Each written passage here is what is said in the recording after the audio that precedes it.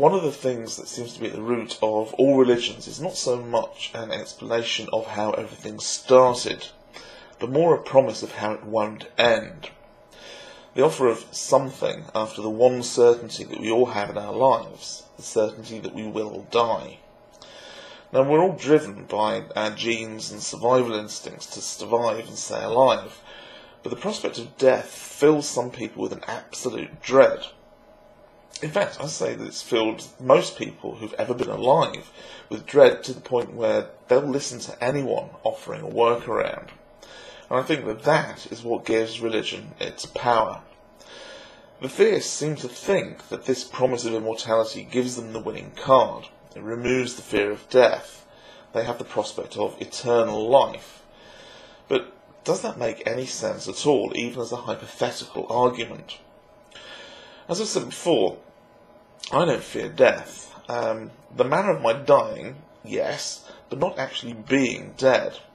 And there's the often quoted argument that since I've already been dead for 13 odd billion years, and it didn't bother me then, there's no reason to worry about being dead next time. A counter-argument that I've heard to this is that previously it was non-existence and not death, and now that I've been alive, I can be dead. Well, nice try, but to me, as an atheist, the first non-existence and the second non-existence are identical. I don't believe that there is any soul. I don't believe there's any supernatural element to this phenomena that I experience and that we call consciousness. Rather than that, I see consciousness as being a physical phenomenon arising from the interaction of neurons in my brain through chemical and electrochemical mechanisms. Now, there is something wonderful about that. There's something quite marvellous and awe-inspiring, but nothing really that mysterious.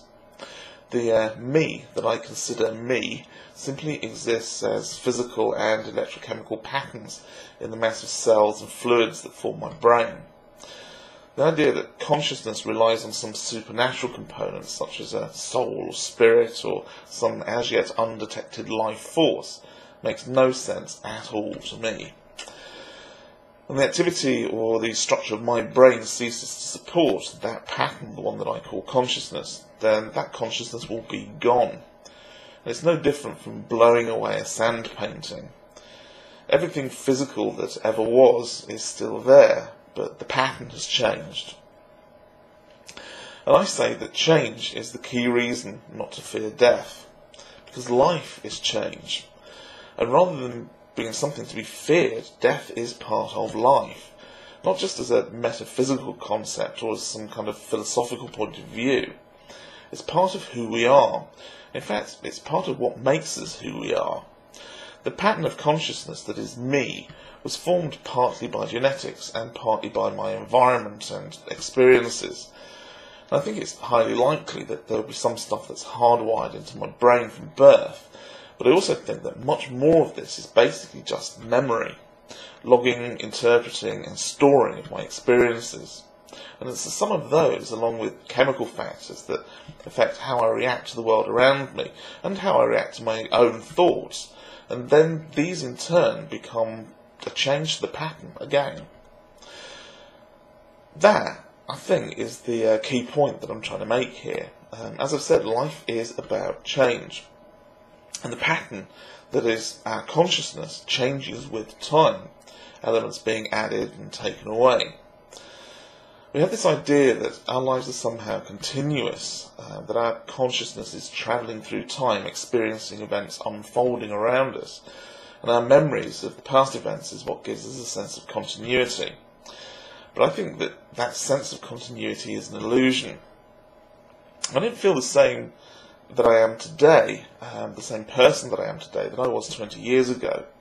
I'm certainly not the same person that I was 35 years ago, and I'm even further removed from who I was 40 years ago.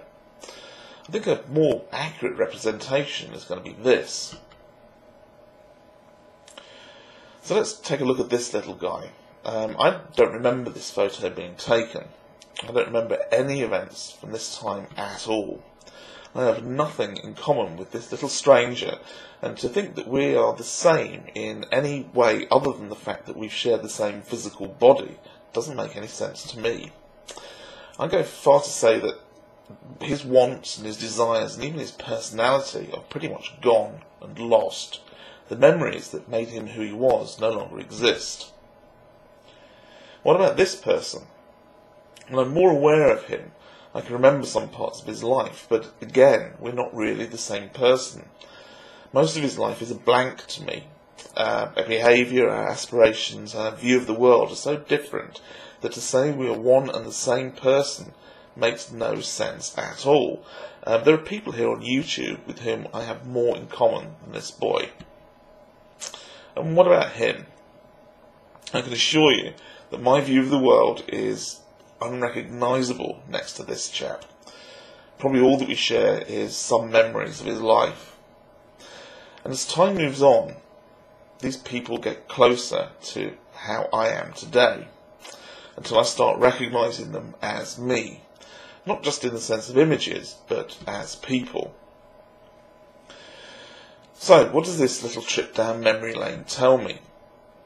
I think it tells me that I've nothing to fear from death, because who I am today will be gone in the next few years, even if this body is still fully functioning and alive as a human being. And that for me to worry about dying at 70 or 80 makes no sense, because there are so many versions of me that have already died. And if I live to be 120, then the person I was at 70 is like to be gone in exactly the same way. So believing that you have an eternity in heaven with God, and that this somehow means that you will live forever, doesn't make any sense. Because after the first 1,000,000 years, there will be less of today's you left than there is of 18-month-old David in me. And with each passing 1,000,000 years, the same is true of the previous snapshot. So quite the contrary to the immortality of an eternal soul, meaning that you escape death, that you get to live forever, it actually means that you get to die forever, over and over again.